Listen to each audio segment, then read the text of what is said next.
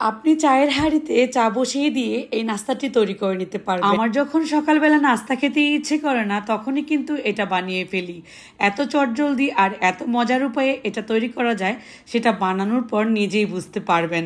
এই নাস্তাটি ছোট বড় সকলেই পছন্দ করবে, ঠিক এমন আর কথা নয়। চলুন দেখে নেই আজকের ঝটপট মূল নাস্তা রেসিপিটা।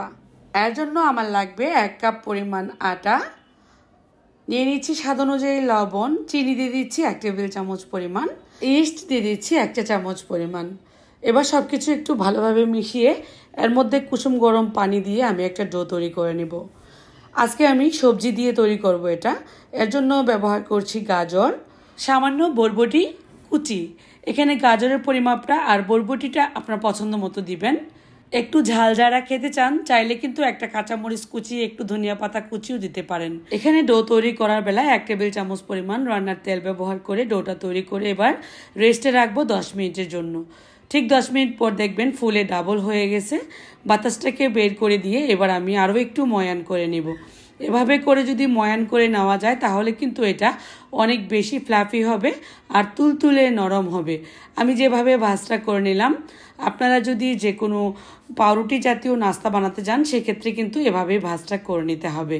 এবার আরও একটু বেলুন দিয়ে এভাবে করে বেলে নিচ্ছি, তারপর ছুরি দিয়ে স্লাইস করে কেটে এভাবে করে রোল শেপ তৈরি করে নিচ্ছি। এতে করে অনেক বেশি ফ্লাফি হবে এই নাস্তাটি। এখানে কয়েকটি রোল হয়েছে, মাঝখান থেকে এভাবে করে লেচি কেটে তারপর একটার উপর একটা লেচি আমি বসিয়ে দেব। খুবই সহজে এই নাস্তাটি তৈরি করা যায়।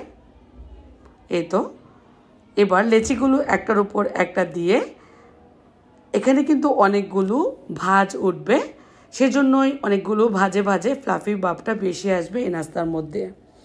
চায়ে যখন আপনি ডিপ করবেন দেখবেন যে এটা অতুলনীয় স্বাদের হয়।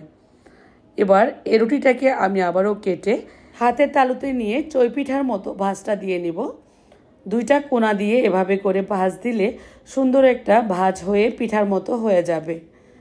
এখন চলে যাব কিচেনে। সবগুলো একইভাবে বানিয়ে এবার একটা ছাঁকনির মধ্যে এভাবে করে ফুটন্ত গরম পানির উপর ভাপে বসিয়ে দিব। ঢাকনা দিয়ে ঢেকে 5 মিনিট রাখলেই কিন্তু ফুলে ডাবল হয়ে যাবে। এই তো সুন্দর একটা ফ্লেভার আসছে। এটা গরম গরম খেতে ভীষণ মজার, আপনারাও ট্রাই করে ফেলবেন। রেসিপিটা কেমন লাগলো কমেন্টে লিখে জানাবেন, ভালো লাগলে শেয়ার করে দিবেন। সবাই অনেক বেশি ভালো থাকবেন, সুস্থ থাকবেন। আর ছোট ছোট সোনামণিদেরকে এভাবে করে বানিয়ে দিলে তারা ভীষণ মজা করে খাবে। আমি একটু দেখিয়ে দিচ্ছি, তারপর খেতে খেতে বিদায়ও নিয়ে নিব। আমার কিন্তু চায়ের সাথে এটা ভীষণ ভালো লাগে। সকালে নাস্তার পরবর্তীতে চাইলে এভাবে বানিয়ে চায়ের সাথে এটা খাওয়া যাবে। আজকের মতো বিদায়। সবাই ভালো থাকবেন, সুস্থ থাকবেন। আবারও দেখা হয়ে যাবে নতুন রেসিপির সাথে। সেই পর্যন্ত আল্লাহ হাফেজ।